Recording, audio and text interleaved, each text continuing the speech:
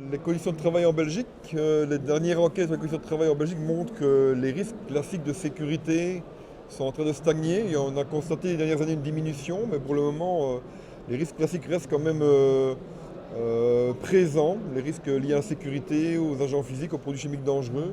Et ce qu'on constate naturellement ces dernières années, c'est une émergence des risques psychosociaux et des troubles musculo-squelettiques, avec vraiment un très grand nombre de travailleurs qui sont touchés par ces risques psychosociaux et ces troubles musculo-squelettiques, ces maux de dos, ces canaux carpiens.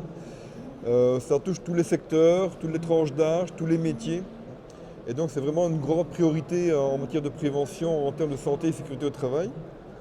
Alors simplement, cette émergence des RPS et des TMS a un coût important. D'abord un impact sur les travailleurs, pour leur santé, pour leur salaire, pour leur emploi, et également en termes de coûts de santé. Ça a également un impact important pour les entreprises, puisque notamment l'absentéisme ne fait qu'augmenter. Les chiffres montrent que ça augmente, avec des pathologies, que les TMS, RPS, qui sont des pathologies qui souvent sont très invalidantes.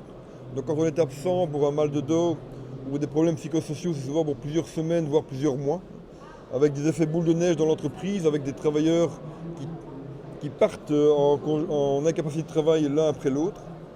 Et enfin, ça a un coût important pour la société, puisque en Belgique, on dénombre pratiquement 400 000 personnes en invalidité de travail, donc qui sont en incapacité de travail depuis plus d'un an en Belgique.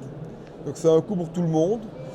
Et forcément, pour aider les entreprises à lutter contre ces problèmes, il existe des outils, des connaissances.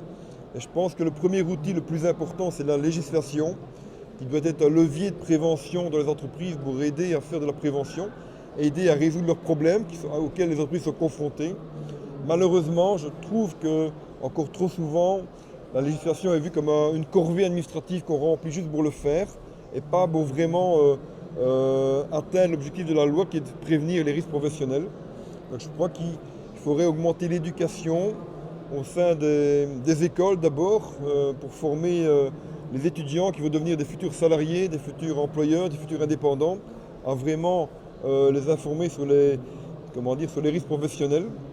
Et alors, ce que je trouve, c'est qu'il y a beaucoup de connaissances qui sont disponibles via des moyens multimédia. Il y a beaucoup d'outils qui ont été développés pour aider les entreprises à se prendre en charge et à faire un travail de fond, un travail sur le terrain pour vraiment s'accaparer les problèmes et trouver les solutions à ces problèmes.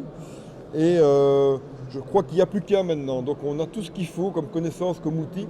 Et maintenant, il faut faire le pas de vraiment incorporer la prévention des risques professionnels dans la gestion quotidienne des entreprises.